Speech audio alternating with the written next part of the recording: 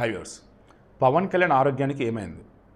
I'm sure he's from ఏమంటారు he's suffering from something which is not normal. అందరిలాగా జ్వరమో దగ్గో జలుబో ఇంటర్లాగా ఉన్నటువంటి health issues అయితే కాదు.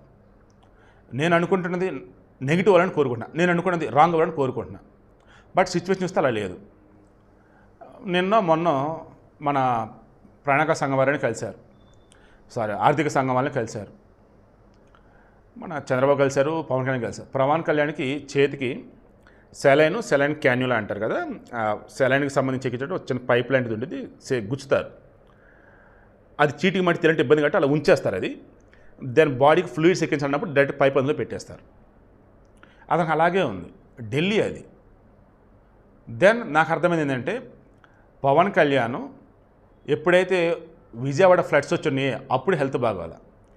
ఆ తర్వాత కూడా పలు సందర్భాల్లో ఆయన హెల్త్ బాగోట్ల. మొన్న మధ్య దక్షిణ భారతదేశంలో అకిరానందంతో కలిసి పలు పుణ్యక్షేత్రాలు దర్శించినాడు, అప్పుడు ఆయన హెల్త్ బాగోవాలి. ఈ మధ్యలో వచ్చి అప్పుడు హెల్త్ బాగోవాలి. అయినా సరే డిప్యూటీ సీఎంగా తన డ్యూటీ తను చేస్తున్నాడు. మొన్నటి వన్న మన మార్క్ శంకర్ పవన్ వచ్చి పిల్లడికి యాక్సిడెంట్ అయింది కదా, అగ్ని ప్రమాదం, అప్పుడు కూడా పవన్కి హెల్త్ బాగాలేదని అన్నారు. బట్ సింగపూర్ వెళ్ళాడు, పిల్లలుకుని వచ్చినాడు. ఎగైనా మరలా హెల్త్ ప్రాబ్లమ్స్. ఎక్కడో ఏదో పవన్ కళ్యాణ్ రిస్క్ చేస్తున్నాడండి. సినిమాల కోసమా, రాజకీయం కోసమా, ప్రజాసేవ కోసమా తెలియటంలా.